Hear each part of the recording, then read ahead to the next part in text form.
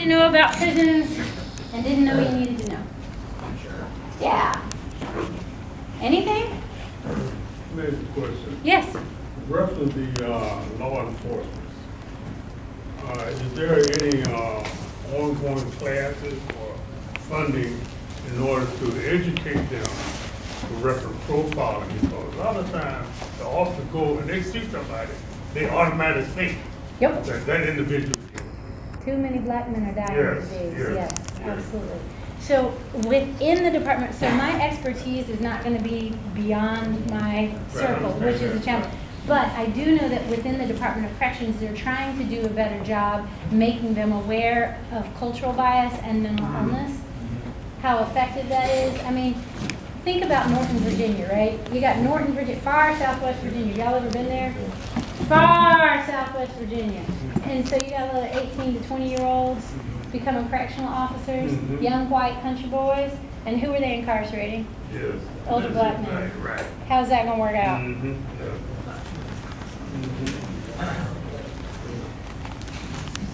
Yeah, it's tough. It is tough. It's a systemic problem, so it will take a systemic solution. But I know Grace Inside, Grace Inside works. Yes. I mean, I really do, because Jesus works. Yes. You know, when you open your life to Jesus, Jesus changes you. Does it, for some people it's immediate, for some people it's a process. Most of us still screw up. I hadn't met any perfect people just yet.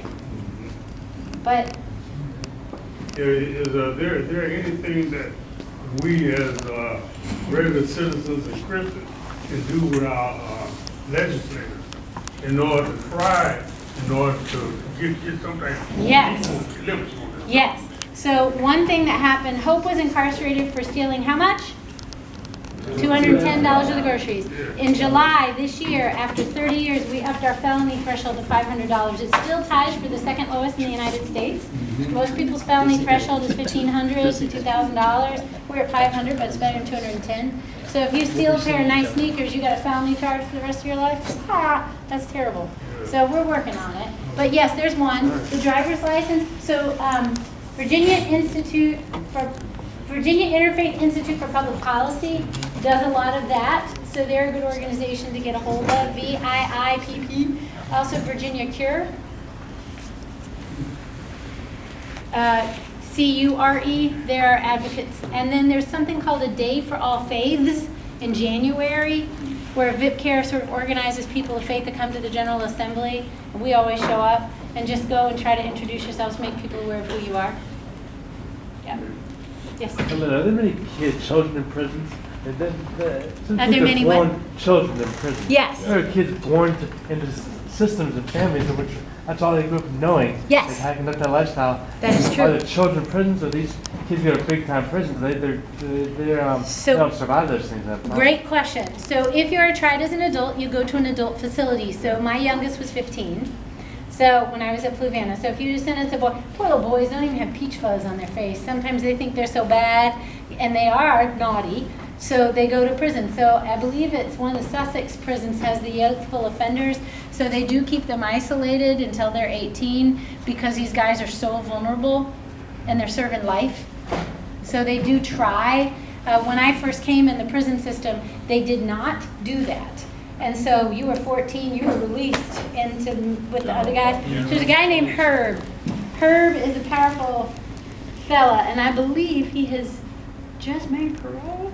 So he was one of the first offenders I met when I trained in 1997. And he was the leader of the choir, very active, and he would make it his mission to look out for those babies. When they came on, Herb was buff too. And so he said, if they become one of my boys, nobody will mess with them. But they had to get into church to do it. And so the kid had to put forth a little bit of effort to get engaged. But if that's the case, it could keep them from being turned out, often keep them from being abused, at least while they were at that institution. Yes? And we got involved with a young man, but actually he was released from prison at 62 years old. 62, And he had been there for 28 years, so the world was totally different when he came out. Huge. But the interesting thing about him that he had early interaction with crime, then he was released on parole. He went back to prison for stealing a pack of gum in the 70s. So in a pack of gum in the 70s, you paid 15, 20 cents? Yep, You but send it you right back. violate your parole and you Send go it right back. back. So we have a lot of parole For 20 violators. years. Yep. For 20 years. We got a guy, there's a guy pulling time, not in Virginia, but he hadn't done anything wrong. They picked him up on suspicion of doing something wrong, and so the judge went ahead and said, you know, and it turned out it wasn't even him. So they him back for 10 years and it wasn't even him. He hadn't even violated his parole. But you can't get out. David Boyce is a guy that pulled 20-some years in Virginia's prisons for crimes, 40-some pieces of DNA evidence, proved he didn't do. They knew he didn't do it in 2004, took till 2013 to get out. He needed an engineering, electrical work for his glory. FHG Electrical is his company out of Richmond. He's trying to make a living for himself, but he pulled years in prison. Although he's not angry about it because he found Jesus there. Well, and the thing about this particular gentleman that is just heartwarming to me, that when he came out, he struggled, was living in a bad area, had some bad choices, but it wasn't criminal choices, but just trying to, you know, acclimate better to society because it was so different, you know, coming out. And the blessing is that now he's going to school. We were giving him money, and he gave me like $200 like 2 weeks ago to deposit it, put it in church. So that was like a hallelujah moment for us. And if you've got a community of faith, they did a study, Prison Fellowship. They were trying to do reentry work, and they were trying to partner one guy getting out of prison with the church, right? And they had two guys, these particular guys they were following. One church, the guy became a deacon, married a woman in the church. One guy was back in prison within 6 months. So they were trying to really kind of unpack how that happened. And they said to the first church, well, what'd you do to help? And they said, well, the day he got released, we had a Sunday school group of men go up and pick him up, and we took him to the place where he was going to stay. We took him shopping, got him some clothes, got him some groceries. Another person in the church helped with his resume. There was somebody else that said, well, I got a basic job. I could put in a word for him. And so he had a basic job. Somebody picked him up to church Sunday morning, Wednesday night, Sunday night, you know, all the events, they really included him. And he succeeded tremendously and eventually was a deacon in the church.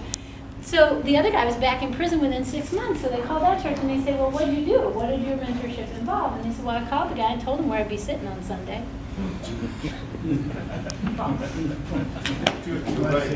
Yeah, the guy, okay, Lee Hargrave, I asked you prayers for Lee. Lee pulled 34 years in the prison system. He came out, geriatric paroled in 2013. And 3 years ago, almost 3 years ago, we employed him at Grace Inside. He's our office administrator. He works as a chaplain's clerk for over 20 years inside the prison, so he knows our ministry inside and out. He got out just before his father died, so he could care for his father end of life. The church where he was attending does not want him, when he was outside before, does not want a convicted murderer coming to their church.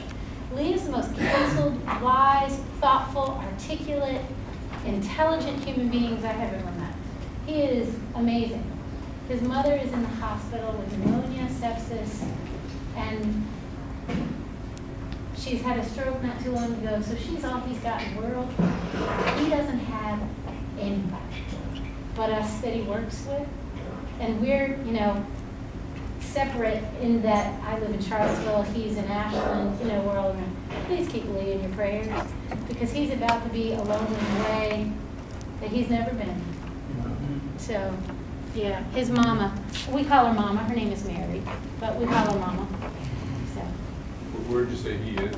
He's in 30 minutes north of Richmond. Ashland? Ashland. But Lee is his name. And he is, you know, poverty-stricken like most people, because again, Grace Inside doesn't pay great money. But, you know, he's a good guy, does good work. But he's also now 65 and a half. And prison doesn't take good care of you, right? He lost some teeth in a prison fight. Of course, they don't replace them. He lost his best friend to getting shanked. That's how he actually came to be involved with the chaplains, because his friend's blood was all over the sidewalk, and it was there for a couple of weeks. And the chaplain came to him one day and said, would you mind, would you want to go and clean that with me? And he did.